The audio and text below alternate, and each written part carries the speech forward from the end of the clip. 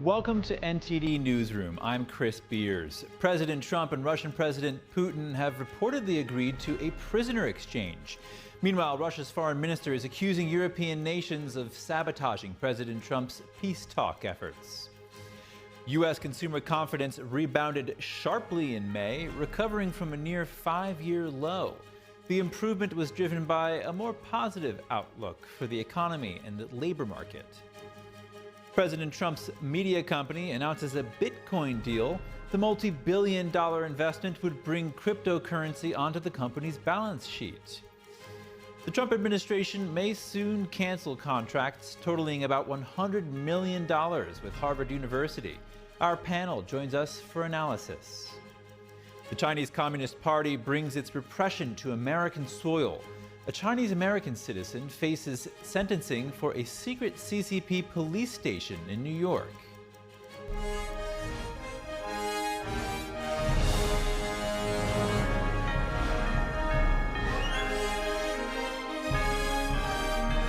This is NTD Newsroom, live from our global headquarters in New York City.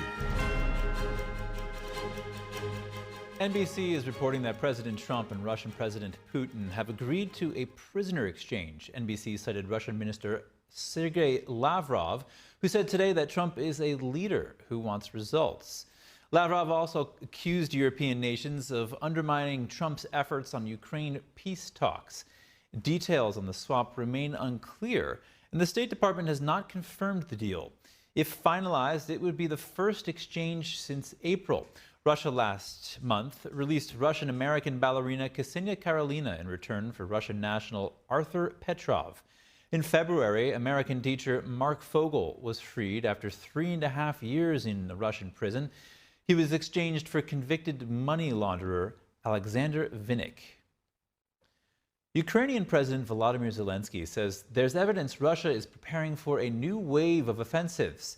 Meanwhile, Germany's chancellor lifts restrictions on how Ukraine can use its weapons provided to Ukraine. Here are the details. Ukraine says Russia has no interest in peace, only escalation, as both sides trade massive drone and missile strikes. President Volodymyr Zelensky is pointing to new intelligence and battlefield activity as proof the Kremlin is digging in for the long haul. We can see from the information obtained by intelligence and from open source data that Putin and his entourage do not plan to end the war. There is currently no indication that they are seriously considering peace or diplomacy. The warning comes after Russia launched what Ukraine is calling its largest aerial attack since the start of the invasion, more than 350 drones and 9 cruise missiles. Ukraine says it intercepted most of them, but falling debris was reported across 10 regions. Officials say at least 18 people were killed in the weekend strikes. Russia, meanwhile, says it shot down 128 Ukrainian drones Sunday night into Monday morning. In a major policy shift, Germany's new chancellor says Ukraine is now free to strike targets inside Russia using Western supply weapons with no range restrictions. Chancellor Friedrich Merz said Monday it's a matter of self-defense. He argued that Ukraine can't repel attacks if it's not allowed to strike back beyond its own borders. Ukraine has long pushed for the green light to strike deeper into Russian territory, calling it a key step toward ending the war.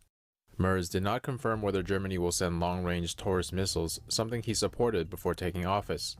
The Kremlin quickly condemned the announcement, warning it could derail already fragile peace talks. Zelensky has not yet commented publicly on Merz's remarks. Meanwhile, in the U.S., calls to impose harsher sanctions on Russia are growing louder. Senator Chuck Grassley, a longtime advocate for a tougher stance on Russia, took to social media with a blunt message for the president. "I've had enough of Putin killing innocent people. President Trump, take action, at least sanctions." The Iowa Republican has repeatedly urged Trump to impose harsher measures, accusing Putin of using diplomacy as a smokescreen for aggression. Senator Lindsey Graham, who is backing a bipartisan sanctions bill, said Russia's latest assault must be met with action. That legislation would target the Kremlin and any country supporting its war efforts with tariffs and sweeping penalties. Other Republicans are also calling for tougher steps, warning of lasting consequences if the U.S. doesn't act. And today, President Donald Trump posted on Truth Social claiming that if not for him, Russia would be in far worse shape. In that post, President Trump said that really bad things would have already happened to Russia if it weren't for him. and warned that Putin is playing with fire. And in a separate post, he turned to trade, saying he's pleased with the proposed 50% tariffs on the European Union. He accused EU leaders of stalling negotiations, but says they've now reached out to set meeting dates. Trump called it a positive sign and urged both Europe and China to open their markets to the U.S. The Swiss government is hoping for results in U.S. trade negotiations by July. Switzerland faced higher tariffs than its EU neighbors after President Trump announced new import duties. Through diplomatic efforts, Switzerland joined 15 nations prioritized for trade agreements with the U.S. Swiss Economy Minister Guy Parmelin says Switzerland needs to diversify its trade relations and noted that it's important not to depend too much on one trading partner. Diversifying trade partners, noting the EU, U.S., and China as key markets, with the U.S. being Switzerland's largest export destination. Americans are heading into summer with more optimism about the economy. Consumer confidence increased to a 98 reading during the month of May, according to the latest survey from the Conference Board. That reading is a more than 12-point hike from April and higher than most economists had expected. It's the first rise in consumer confidence since November and follows April's level, which was the lowest since the start of the COVID-19 pandemic. Analysts blamed that on factors including sweeping policy changes from the Trump administration. The improved sentiment comes amid easing trade tensions. A senior economist with the Conference Board says the positive rebound was already underway before a U.S. and China trade deal on May 12th. A potential game changer in the cryptocurrency world, President Trump's media company plans to invest quite a bit in Bitcoin. Trump's social media firm made the announcement today. Trump Media and Technology Group operates platforms such as Truth Social, and it plans to raise $2.5 billion in funds. $1.5 billion of that would come from selling the company's own stock. It made agreements with around 50 investors. With these funds, Trump Media intends to create a Bitcoin treasury. CEO Devin Nunes said, "We view Bitcoin as an apex instrument of financial freedom. And now Trump Media will hold cryptocurrency as a crucial part of our assets." Next, a Trump official today told news outlets the administration is poised to cancel $100 million in contracts with Harvard University. This comes a day after the president threatened to cancel $3 billion in federal grant funding over the school's handling of anti-Israel protests. The Epoch Times reports that Harvard will receive a letter today informing the school of the pending cancellations. The General Services Administration will send a letter to federal agencies asking them to identify any contracts with Harvard and then determine whether any of them can be canceled or redirected elsewhere. President Trump is expected to order government agencies to look for new vendors for the federal funds. Joining me now to discuss the latest in the Harvard-Trump feud is NTD News contributor Mike Leon and national correspondent for the Daily Signal, Tony Kinnett. Mike, Tony, good to see you both. With the Trump administration set to cancel what could be the remaining $100 million worth of contracts with Harvard, would the administration then lose its leverage over Harvard, Tony?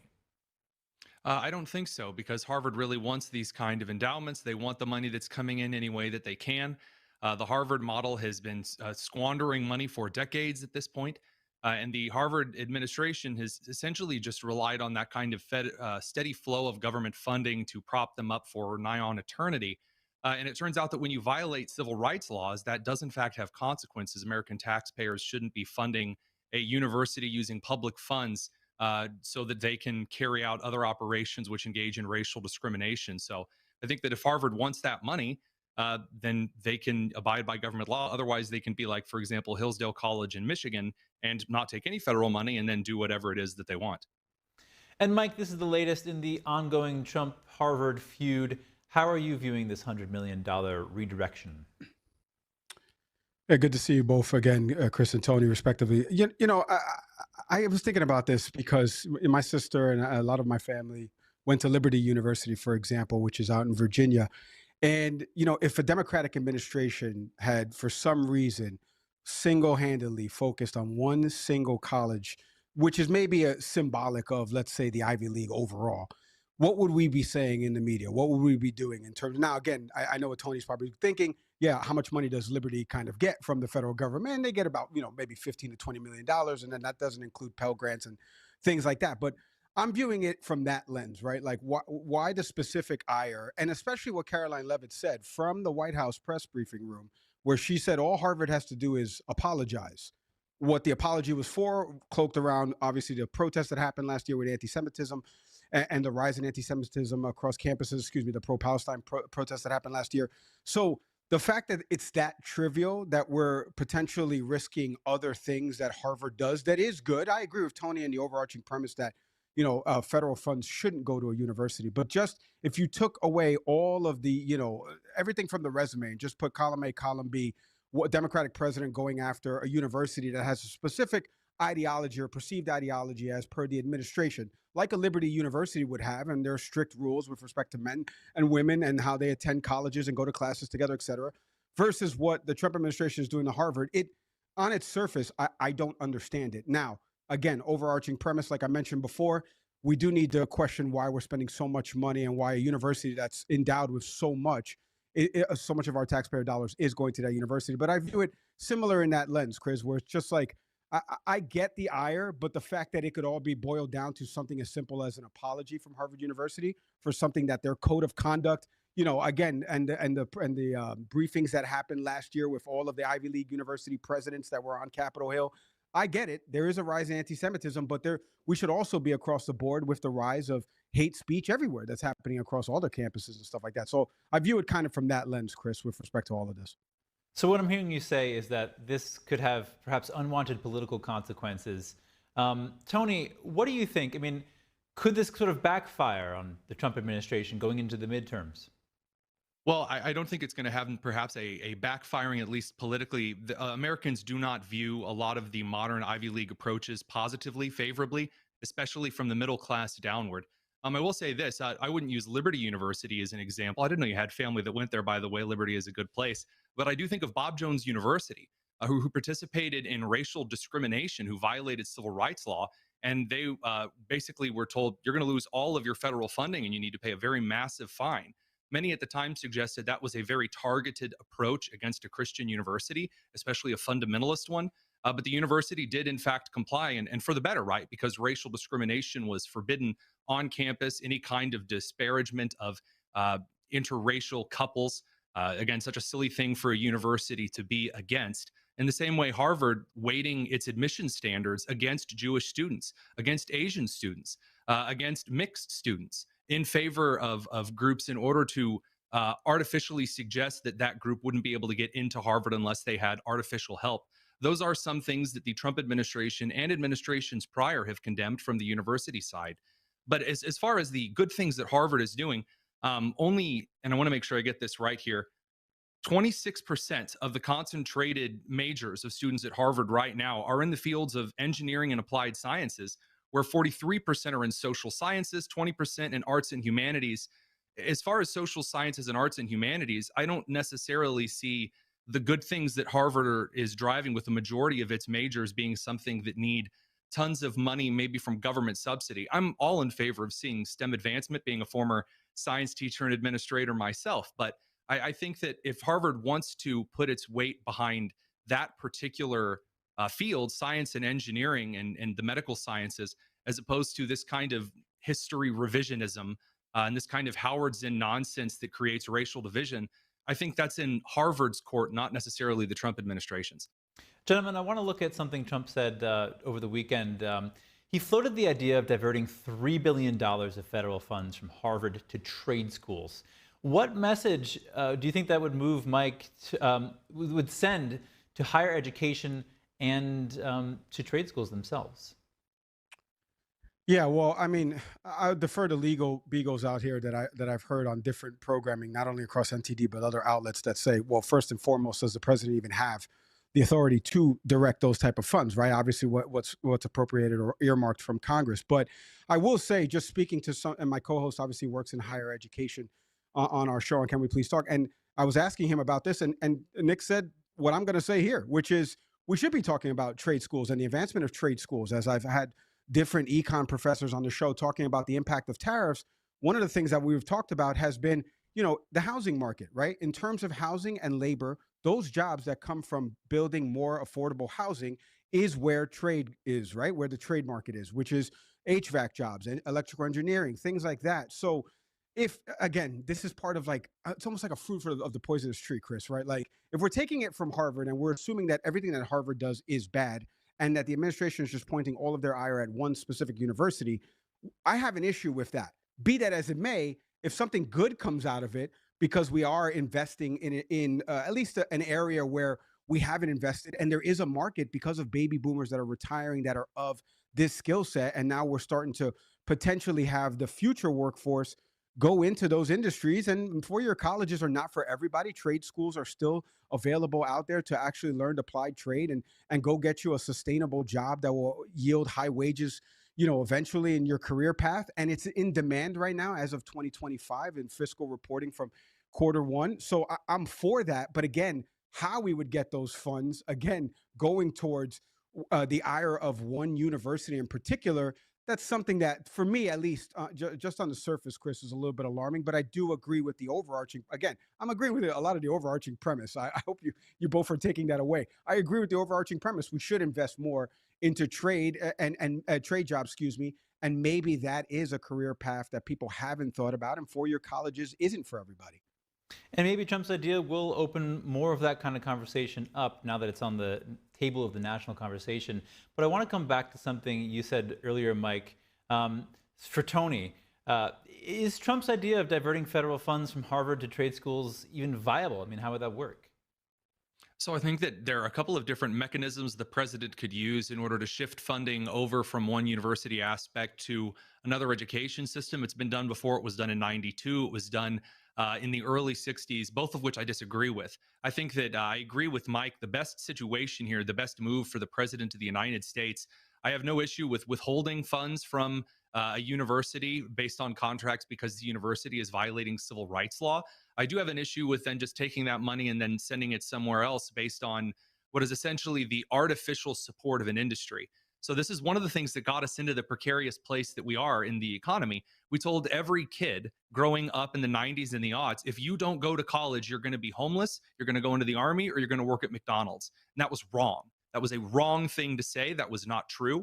We propped up all of these universities with federal dollars, and now you have a bunch of people graduating with bachelor's degrees that cannot find jobs. You have a lot of people going into these businesses looking for business major jobs, for accounting major jobs, looking in various non-STEM related fields. They got a liberal arts degree that is now worthless. And I say that as someone who has one of those degrees that I'm no longer in the field of. And I think that kind of just saying, well, we now have a shortage of trades jobs, so let's throw all of the money and subsidy behind trades, not recognizing that's one of the things that got us here in the reverse, kind of out of the NASA college boom in the second half of the 20th century, is a big mistake. I think tax cuts are a better idea here as an incentive, but suggesting that we're just going to move our money around to whoever is the squeakiest door hinges at the moment is a way of just creating the exact same crisis. An over surplus of tradesmen with too few jobs 10 years from now is going to get us in a similar situation. Allowing the market to create natural demand is a far better way to negotiate education. And we've seen that before, time and again.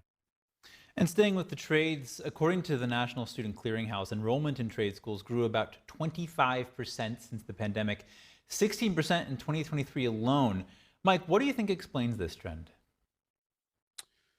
I think there's a couple of factors that explain it. I mean, I can only speak to the growth down here in the Florida area where I live. If you just look at Tampa and Miami and some of the cities that are now making the top 10 list of most unaffordable cities, right? Just because of the growth of what they're building out from a city's perspective. And that has to do with a lot of what Tony was just mentioning before and what I was just mentioning earlier, which is these trade jobs and why there's a demand for people entering this industry. And again, as I mentioned before about baby boomers that are starting to retire out of this industry, there is a high demand for this. So I think it's part and parcel in terms of why it explains that boom. But I also think the pandemic caused a lot of shifts as we started to return, and I hate using this phrase because of the connotation, as we started to return a little bit more to normalcy, right? Like we've started to go back to, all right, well, now that we're back in areas where we're not restricted and we can do certain things and certain industries have found we can open things back up. Now we've started to see that the people that haven't returned back post-pandemic have either shifted to something different career-wise, and now that's left a gaping hole where we have to fill it. So I think there's a couple of factors within there. Obviously, people leaving from those industries that are retiring. And now, to Tony's point, you know, I do think that we need to train the next wave, but how we allocate that money and how we get that money to train the next wave of people in those specific fields is something we can discuss. All right, and with if that, I may, we have to wrap. Just very, Tony, sorry, we've got to wrap sorry up. about that. We're running out of time. Mike Leon, Tony Kinnett, thank you so much for your time today. Great to see you both. Coming up, the Chinese Communist Party brings its repression to American soil. A Chinese-American citizen faces sentencing for a secret CCP police station in New York. That and more after the break.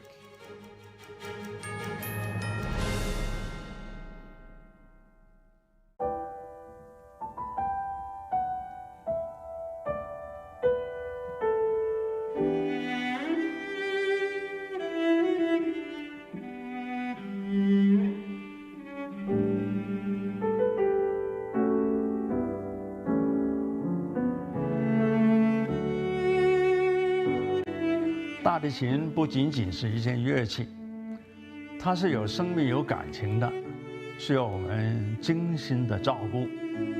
往往我们一个小小的动作，可能都会对人情绪产生微妙的影响。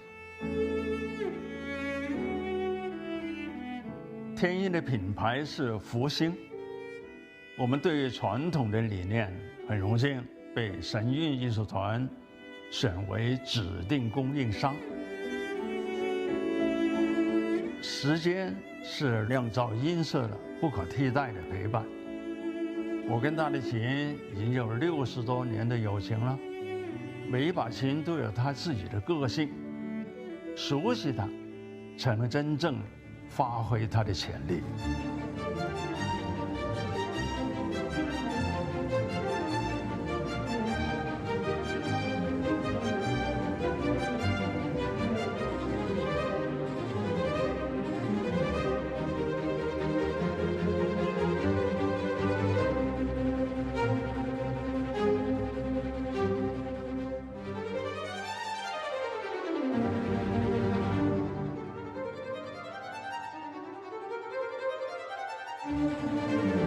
所以，我希望给你的每一把琴，都是首先我所信任的。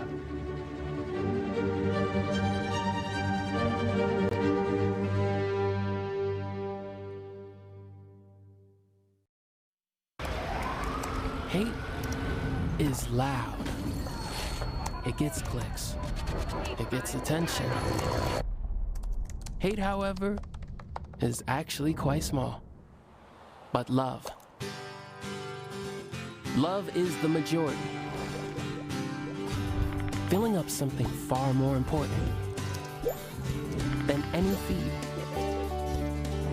Love fills our hearts, our lives, our every day, with understanding, empathy, and compassion, leaving hate to become what it truly is. A whisper.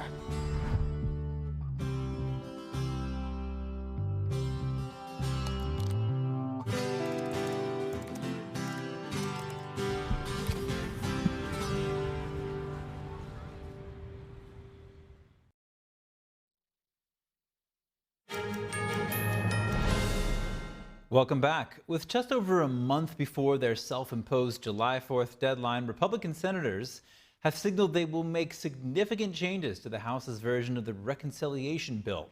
Our Washington correspondent Luis Martinez has more on this story.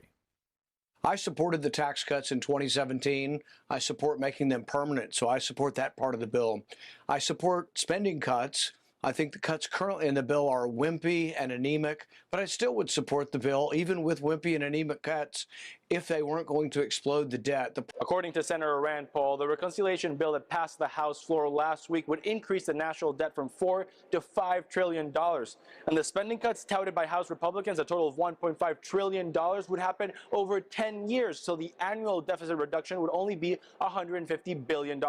And it's a big leap forward. The last time we had a spending cut was 3 decades ago, and it was only $800 billion, even adjusted for inflation. This is the biggest spending cut, I think, in the history of government on planet Earth. Now, is it enough? Of course not. Speaker of the House Mike Johnson agrees that the spending cuts are not sufficient, but argues that they're an important start point in correcting the national debt. Speaker of the House Mike Johnson also argues that increasing the debt ceiling would not mean an increase in spending. We should have immediately returned to a pre-pandemic level spending, but President Biden averaged $1.9 trillion of deficits over his 4 years. You don't defeat the deep state by funding it. Hundreds of billions of dollars of spending that if you eliminate, no one would even notice it other than the grifters who are sucking down the waste, fraud, and abuse. Senate Democrats oppose the reconciliation bill, in particular spending cuts that target Medicaid. But Senate Democrats have also expressed their frustration towards their own party's leadership. But I'm also furious at the Democratic Party that has lost twice to Trump. But he's been sent to Washington twice to blow the place up because, among other things, people are sick of what they see as the self-interested partisanship there. I think they're sick of a Democratic Party who hasn't been able to show how we're going to address an economy where the middle class continues to shrink and where Senate Republicans have the self-imposed deadline of passing the reconciliation bill by July 4th. The Senate will almost certainly amend the bill and send it back to the House.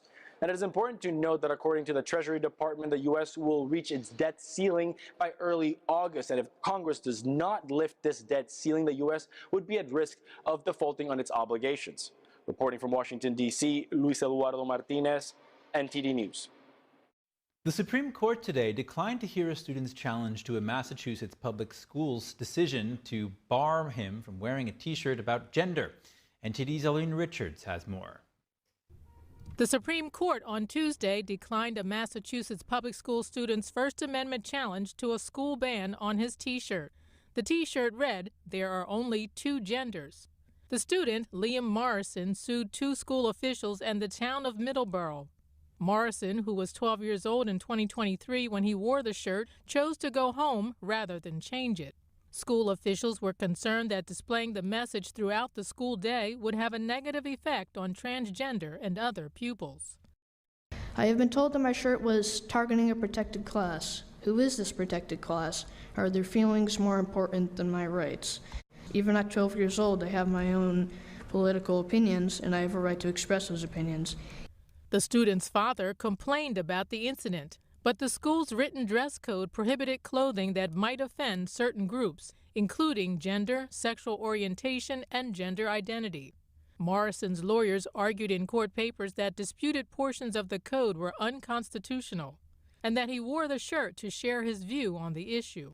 According to reports, the school system superintendent said during the proceedings that some LGBTQ students at the middle school have attempted to commit suicide or have had suicidal ideations, and that some of it was related to how they were treated by other students because of their gender identities. A trial judge and then the Boston-based First U.S. Circuit Court of Appeals ruled in favor of the school. By turning away the student's appeal, the Supreme Court is allowing the lower court's rulings to stand. The highest court's justices are expected to rule on a major transgender rights case by the end of June. That case involves a ban in Tennessee on gender-affirming medical care for transgender minors. Arlene Richards, NTD News. National Public Radio filed a First Amendment lawsuit against the Trump administration today. The suit alleges President Trump's attempt to defund NPR is, quote, a clear violation of the Constitution. Earlier this month, Trump accused NPR and television counterpart PBS of bias. His executive order called for the Corporation of Public Broadcasting to stop funding the 2 entities. The CPB filed a separate lawsuit against President Trump for his efforts to fire some of its board members. PBS says it's preparing to take legal action against the administration, but has yet to file suit. The White House could not be immediately reached for comment. FBI Deputy Director Dan Bongino yesterday said the Bureau is looking at launching investigations into possible public corruption cases. Bongino says he and FBI Director Kash Patel made the decision to either reopen or push additional resources to the cases shortly after they were sworn in. One case that they are looking into to target is the FBI investigation into the alleged pipe bomb left near the Democratic and Republican National Committee buildings in Washington. That happened a day before the January 6, 2021 Capitol breach, Bongino said. Other cases include the discovery of cocaine in the White House in July 2023 and the leak of the Supreme Court Dobbs case. That's the high court decision that overturned Roe v. Wade in 2022. Next, Congressman Andy Ogles said 2 House committees will investigate Nashville Mayor Freddie O'Connell for allegedly not cooperating with immigration enforcement in the city. The Tennessee congressman made his comments during a news conference yesterday. So when a mayor stands up and is defending those types of individuals over our hard-working law enforcement, Homeland Security, ICE, THP, the Sheriff's Department in the city, he's choosing criminals over Tennesseans. This month, the Department of Homeland Security announced that ICE and the Tennessee Highway Patrol arrested nearly 200 alleged illegal immigrants during an operation in Nashville. At the time, DHS accused O'Connell of supporting what they called pro-illegal policies, including the launch of the city's Belonging Fund. That fund helps provide financial support to organizations that assist immigrants. Another Democratic lawmaker has traveled to El Salvador to meet with deported El Salvadorian man Kilmar Abrego Garcia. Maryland Congressman Glenn Ivey said today he was unable to meet with Garcia after making the trip. I was deeply disappointed and frankly angry that we were not allowed to get in to see him. We had reached out. I'd had a meeting with the ambassador from El Salvador to the United States. We met last week, and I told them we were coming and we wanted to meet with Kilmar, so they were aware of that. We also had direct communications with other members of the government, so they knew we were coming. Abrego Garcia's case has pitted the administration of President Trump against the courts. El Salvador's government has also refused to return him. The White House says Abrego Garcia is part of the violent prison gang MS-13, which the administration has designated a foreign terrorist group. Abrego Garcia's lawyers deny any gang affiliation. Secret Chinese Communist Party police stations on American soil. It sounds like the plot to a Hollywood thriller, doesn't it? Prosecutors are seeking a 3-year prison sentence for a Chinese-American citizen accused of operating such a police station in Manhattan.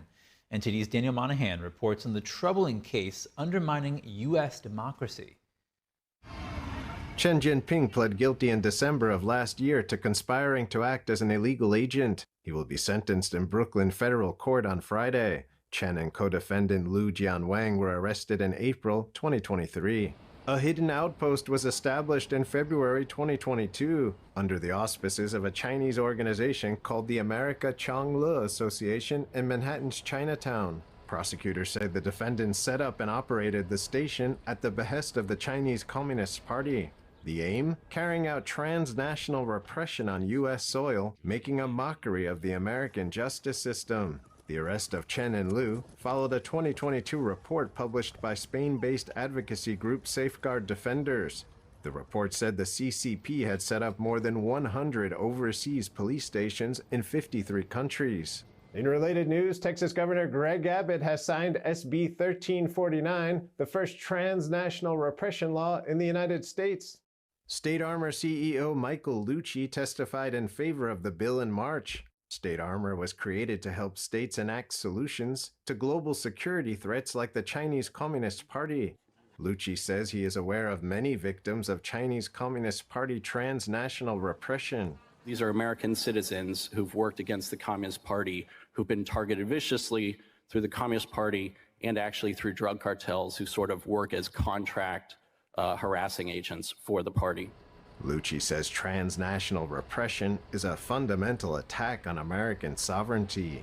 It's the attempt to impose the will of a foreign regime here, which I think would offend Texans more than it would offend anyone from any other state across the country. Modern China historian Rowena He says critics of the CCP always live in fear. It's not just about your career and your professional life, but it's also all about your loved ones left behind in China. He took part in the Tiananmen movements, later writing a book called Tiananmen Exiles, Voices of the Struggles for Democracy in China. I watched my peers being killed and massacred. I've been living with that sense of guilt ever since. Violation of Texas's transnational repression law is a felony. Offenders could face up to 15 years in prison. Daniel Monahan, NTD News. A former Federal Reserve economist is being charged with sharing sensitive information with Chinese intelligence agents. The indictment accuses John Rogers of sharing internal Fed reports, including information from the committee that sets interest rates. Prosecutors say he was a logical target for Chinese espionage because he had an important title at the Fed, along with a growing affection for China.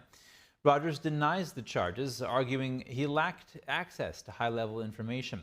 The indictment underscores broader U.S. concerns about China's intensified espionage activities, which include efforts to infiltrate institutions like the Fed, a linchpin of U.S. financial stability.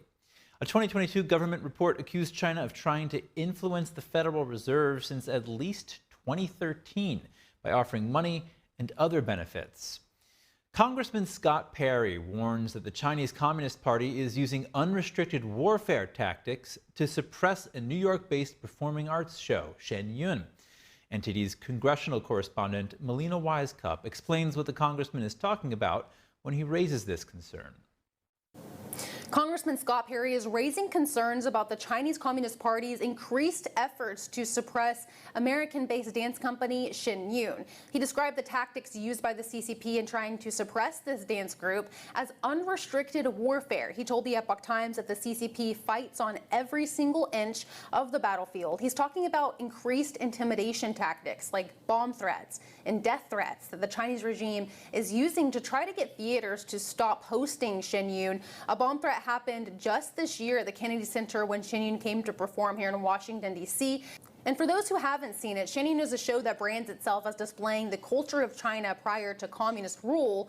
So that's one reason why the CCP sees this show as a threat. But it also reveals through dance the story of the ongoing persecution against the spiritual meditation practice of Falun Gong.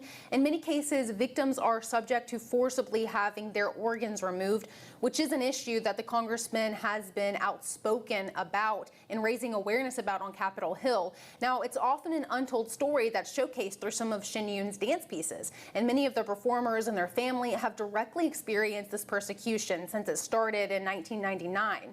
Congressman Perry's message here is that the U.S. and Americans should be clear-eyed about this threat, and in his words, understand the pathology of the enemy. He said the CCP just takes advantage of the U.S. judiciary system and also the freedom of the media. So he's the congressman that's responsible for a bill that aims to sanction CCP officials who are involved in forcibly removing organs from those prisoners of conscience. He sponsored the Falun Gong Protection Act. Here's a look at what he had to say about the importance of raising awareness on the issue. This popularity triggered a brutal response from the CCP, unleashing a campaign of illegal detentions, forced labor, torture, and most horrifically, forced organ harvesting, a practice that amounts to mass murder. His bill passed the House a few weeks ago, along with another bill to stop forced organ harvesting. Both of these bills are now awaiting Senate action, and it's long been an issue of bipartisan support to tackle human rights abuses in China, but now it's looking like tackling the issue is more important for congressional leadership, especially as we see more of these threats unfold here on American soil. Reporting from Washington, D.C., Melina Wisecup, NTD News. Coming up, Argentina officially breaks with the World Health Organization, accusing it of putting politics over science amid new plans to overhaul the country's health system. That and more after the break.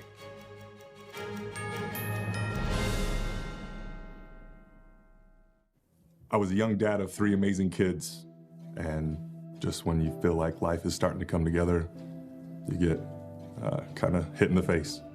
I was born with a congenital heart defect and had open heart surgery as a kid. I was supposed to go to the heart doctor once a year, and I finally went. He listened to my heart, and I'll never forget, he sat back and he said, yeah, it's time for open heart surgery, or you risk your aorta rupturing, and that's it. I was scared out of my mind. The night before my open heart surgery, I made a goodbye video for my kids, just in case I didn't make it. Be strong. Take care of your mom. I love you guys. Seeing, all the kids hug him goodbye and hoping that they were going to be able to hug him again. Love you. But I did make it, thanks to the work of the American Heart Association. So that's why I'm asking you to join me. Please call now or go to helpheart.org with your donation to help save lives. You can help get the next person trained in CPR, get the next hospital certified in high-quality cardiovascular care, as well as fund the next medical breakthrough like these heart valves that help save my life. I'm most grateful that I get to have a husband that I get to grow old with, and a husband that gets to be there for his children. Heart disease is the #1 killer in the U.S.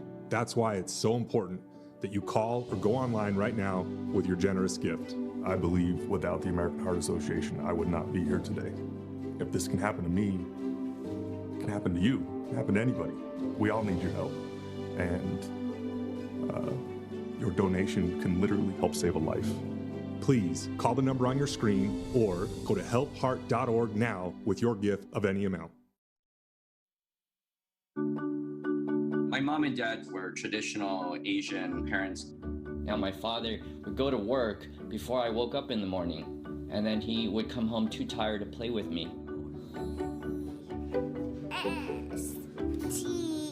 I tell my son, I love you every single day. Now my dad has never said that to me. Not because he doesn't love me, but because culturally it wasn't comfortable for him. So I teased him the other day and I said, how come you never say that to me? And he said, you're too old now. Now that he's a grandfather, he says, I love you to my son every time he sees him. My advice to all the fathers out there, forget the material things, forget the cultural restrictions. They grow up way too fast for you to waste even a single precious minute or moment. Say bye-bye. Bye-bye.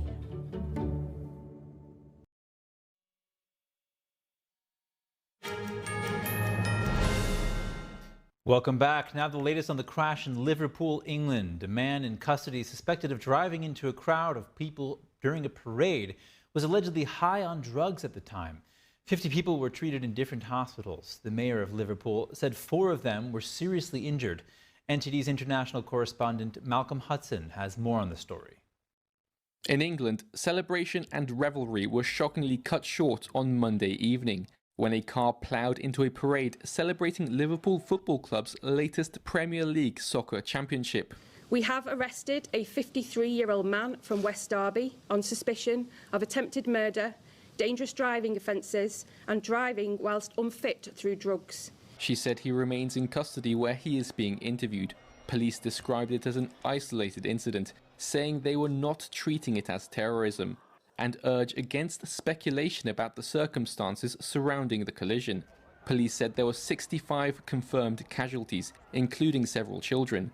50 people were sent to various hospitals, with 11 still there for ongoing treatments. They are all in a stable condition, and I am pleased to say that they appear to be recovering well.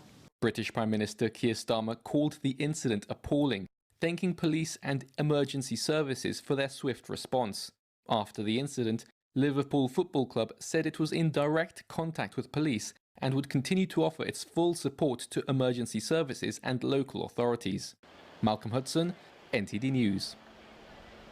Now to the hostage crisis in Gaza. Israeli Prime Minister Benjamin Netanyahu gave an update in a recorded message yesterday.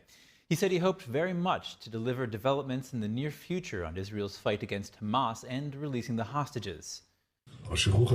Releasing our hostages is in our eyes. I really hope we can announce something about this. If it's not today, it will be tomorrow. We will not give up. A Palestinian official said yesterday that Hamas has agreed to a proposal by U.S. Special Envoy Steve Witkoff for a Gaza ceasefire, but an Israeli official denied the proposal was Washington's and added that no Israeli government could accept it. Witkoff himself also rejected the notion that Hamas had accepted his offer for a hostage deal and ceasefire in Gaza. Next, Argentina has officially ratified its withdrawal from the World Health Organization. The move came during a visit from U.S. Health Secretary Robert F. Kennedy Jr. President Javier Milei's government accuses the WHO of prioritizing politics over science and mishandling the COVID response. The move follows Milei's push for stronger health ties with Washington. The Argentine ministry also announced a set of measures that included reviewing the use of fast-track authorizations for high-cost drugs and requiring future vaccine trials to include a placebo test group. Argentina says the measures are part of a broader revision of the country's healthcare policy. 15-year-old Christopher Nicolau was a typical English teenager. Just over 3 years ago, he tragically took his own life after being threatened online. NTD's Andrew Thomas has more on the cautionary message his parents are spreading across the world. These are some of the last videos of Christoforos Nicolau, captured only months before the 15-year-old would die by suicide. In March 2022, his parents found him unconscious in his bedroom at their family home in Cheshunt, Hertfordshire. Christoforos' father, George Nicolau, said his son's bedroom remains the same. We've kept Christopher's room the way it was, but we've of course added, look at some beautiful photos here from when he was a little child with his siblings. In the final weeks of his life, Christoforos had unknowingly installed access to the dark web while looking for gaming cheat codes. There, anonymous predators terrorized him and forced him to complete a series of challenges spread over 50 days. The teen had to comply, or they said they would kill his family. His parents knew something was off, but didn't know what. We noticed a difference in his character within that period. So, I'll ask him, Christopher, what's wrong? Nothing, Dad. Then Christoforos took his own life.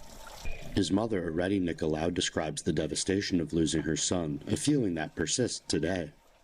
He's there. I can't see him, but he's always here. It's very difficult. But when I come home, me and George, in this empty house, because it is empty house now. Christopher was voice and life in this house. Internet safety consultant Jonathan Taylor says dark web platforms are often hidden behind links, forums, and game-related chats. Messages from strangers, peer pressure, and coercion are commonplace. We are so far behind the companies and the software and the platforms that it's going to be education where we go in and speak to children, speak to parents, tell them the priorities, tell them what they need to do to stay safe. George and Areti set up a charity following Christoforos' death. Speaking in schools around the world, they tell their son's story in an effort to save young people from a similar tragedy. Andrew Thomas, NTD News. And please remember, if you or anybody you know has been affected by the content of that story, you can call Lifeline on 988 or visit 988lifeline.org. Next, France's government is looking to implement tougher measures to quell radical Islamism. A leaked report warns of the Muslim Brotherhood's deepening influence in France and its support for radical Islamic rules within the communities. NTD's international correspondent David Vivez reports from Paris. French Interior Minister Bruno Retailleau on Monday called for stronger action against radical Islamism. He said that the state must act more effectively, warning of a growing threat to national unity. The minister's remarks follow a report from the Interior Ministry detailing the Muslim Brotherhood's quiet infiltration of French institutions. Retailleau is looking to expand existing task forces, including officials charged with enforcing French law, monitoring radicalization signs, and taking action on the ground. The ultimate goal is to gradually establish Sharia law in French society, even if it sounds far-fetched today. It identifies around 130 to 140 places of worship affiliated with the Muslim Brotherhood. The report points to radical Islamist influence in public spaces, schools, and educational institutions across France. Delval says one of the Brotherhood's most harmful impacts is its promotion of Sharia law within the country, which includes mandates such as requiring women to wear full-body veils. The reports reference the Brotherhood's 1928 manifesto, which is taken seriously by the Minister of Interior. Delval says this is a long-term agenda aimed at substituting radical legislation for France's rule of law. In the mind of the radicalized Islamists, it would take more than 150 years for France to become an Islamic state. The Muslim Brotherhood recommends taking small steps to make sure that Sharia is being practiced among Muslims in Muslim neighborhoods. In the meantime, they promote moving one step at a time into Islamist legislation. French President Emmanuel Macron will organize a defense meeting in June to analyze more propositions to quell radical Islamism. David Vives, NTD News, Paris. Coming up in lighter news, the cheese is released and the chasers run or tumble down an incredibly steep English hill. The winner takes home a massive wheel of cheese as the prize, but this ancient tradition is not for the faint of heart. That and more after the break.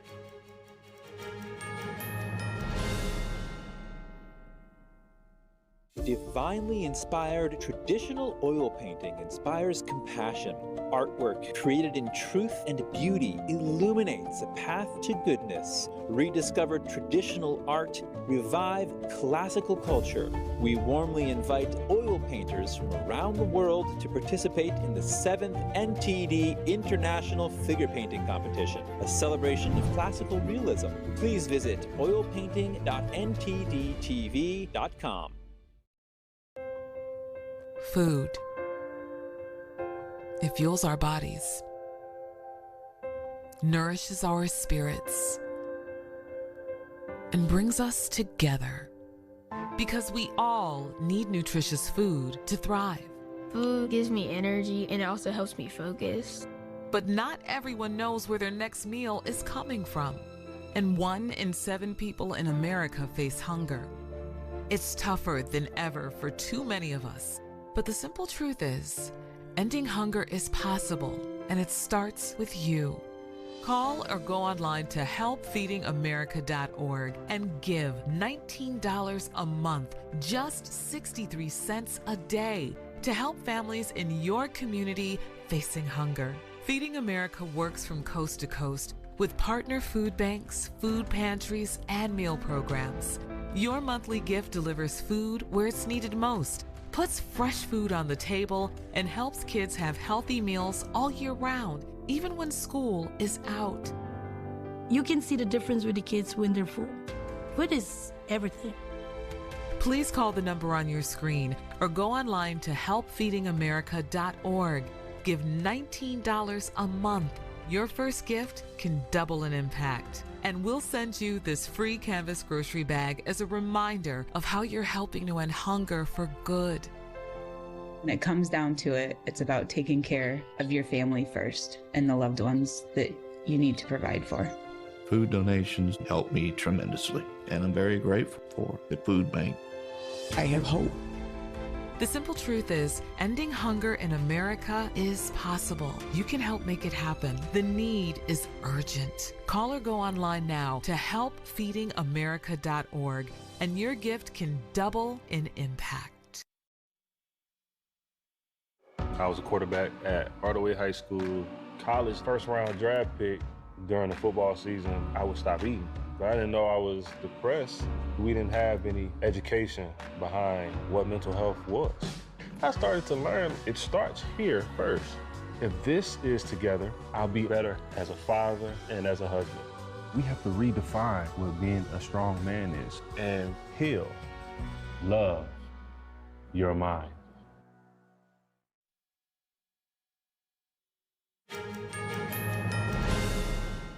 Welcome back. No more free checked bags at Southwest. Starting on Wednesday, the airline will charge customers $35 for one checked bag and $45 for the second. Southwest was the only major U.S. carrier that allowed customers to check 2 bags at no cost until now. This brings an end to the airline's free luggage policy for the first time in more than half a century. But the tickets purchased before Wednesday, Southwest spokesman said passengers will still get 2 free checked bags. Southwest has announced major changes to its business model over the past year. That includes getting rid of open seating. The carrier is also rolling out basic economy tickets like those sold by other airlines. Next, forget the quiet English countryside. For one day a year, Hundreds of people throw themselves down an incredibly steep hill, chasing a huge wheel of cheese. It's an ancient, though dangerous tradition, but whoever wins the race takes the cheese home as a delicious prize. NTD's international correspondent Malcolm Hudson got to go there. He sent us this report. Are you willing to chase a 3-kilo wheel of cheese down an incredibly steep English hill? If you get down first, you get to take the cheese home. This is the Cooper's Hill cheese rolling tradition. Oh, it feels great. I did this last year and I came second. Tom beat me. He's a really quick guy. I didn't want to race him again. So I went in the third race and I'm happy I did because I managed to win. Cheese rolling is thought to be some 600 years old and is considered both an extreme sport and one of Britain's most difficult downhill races. Jem Wakeman has been master of ceremonies for 11 years. He's the guy who sets the races off. Very excited. I love it every year. It's a good old English tradition that I like to keep going. Hence why I'm the master of ceremonies, to keep it going. I do enjoy watching the face plants, but I enjoy watching how nervous people get on the start line. They come in the big, yeah, I'm going to do this. They sit there very quiet, you know, and you can see them trembling. But I enjoy it. People come from all over the world to take part, even as far as Australia on the opposite side of the planet. Mate, I feel freaking battered and bruised. I've got so many cuts down my legs, but I did it. I made it. Did you come here from Australia just to do this? Yeah. These guys flew all the way from Australia just for this. That's amazing. It's well renowned. It's not for the faint of heart. This gentleman hit the ground hard. He broke his arm, but still got a hero's cheer as he walked away. Another man was seen flying and flipping through the air. Ooh. Let's zoom in. With such a crazy landing, everyone was worried he wouldn't make it. After 15 minutes and some medical attention, he came out standing and, importantly, alive. Alongside injuries, you also get humor and good spirits. It's an event people return to year after year. Fantastic. Yeah, I've done it twice, last year, year before that. Would you do it again? Yes. I want to win that cheese, baby. The thrill and excitement attracts thousands of spectators, filling the hill, and thousands more in the field below. Well, like I said before, a lot of our English traditions are disappearing, so we want to keep this going.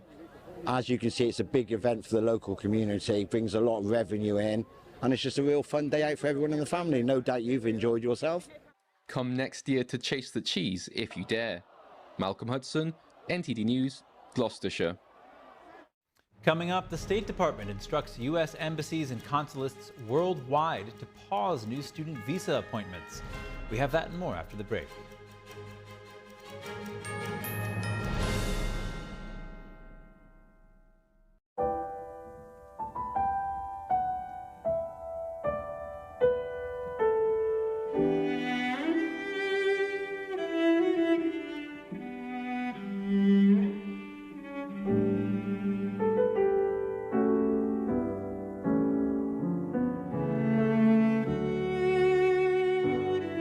大提琴不仅仅是一件乐器，它是有生命、有感情的，需要我们精心的照顾。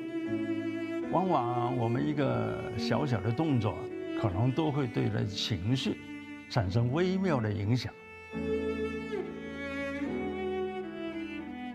天音的品牌是福星，我们对于传统的理念很荣幸被神韵艺术团选为指定供应商。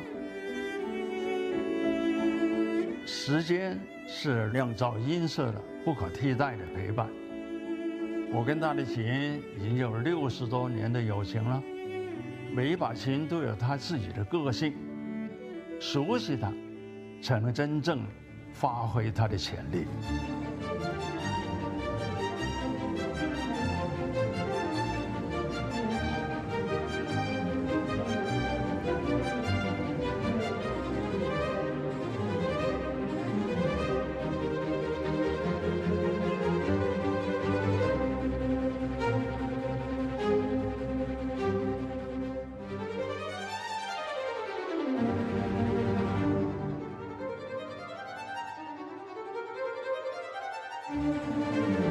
所以，我希望给你的每一把琴，都是首先我所信任的。